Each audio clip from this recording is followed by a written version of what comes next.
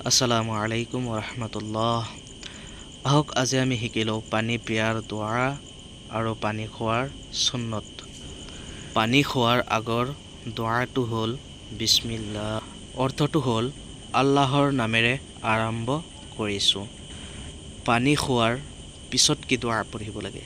পানী খোৱাৰ পাছৰ দোৱাটো হ'ল আলহামদুলিল্লাহ আৰু তাৰ অৰ্থটো হ'ল সকলো প্ৰশংসা আল্লাহৰ বাবে। পানী খোৱাৰ দোৱা শিকিলোঁ, জানিলোঁ। এতিয়া আহক পানী খোৱাৰ সুন্নতসমূহ শিকিলোঁ।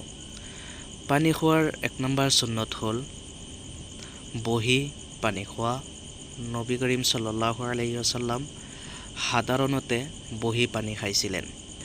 2 নম্বৰ সুন্নতটো হৈছে পানী একেবাৰে গিলি নোলোৱাকৈ সৰু সৰু চাইপত পানী খোৱাটো সুন্নত।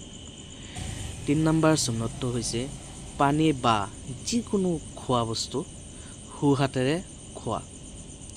আৰু 4 নম্বৰ সুন্নত হৈছে পানী ধীৰে ধীৰে খোৱাটো স্বাস্থ্যৰ বাবে উপকাৰী আৰু এটি সুন্নত। এই দোৱা আৰু আচাৰসমূহ পালন কৰাটো স্বাস্থ্যৰ লগতে আধ্যাত্মিক ফায়দাও দিয়ে। তো বলক ভিডিঅ'টো শেষ হ'ল। আসসালামু আলাইকুম ওৰহমতুল্লাহি ওবাৰাকাতুহু। আল্লাহ হাফিজ। ভাল লাগিলে লাইক কমেণ্ট শ্বেয়াৰ কৰি দিব।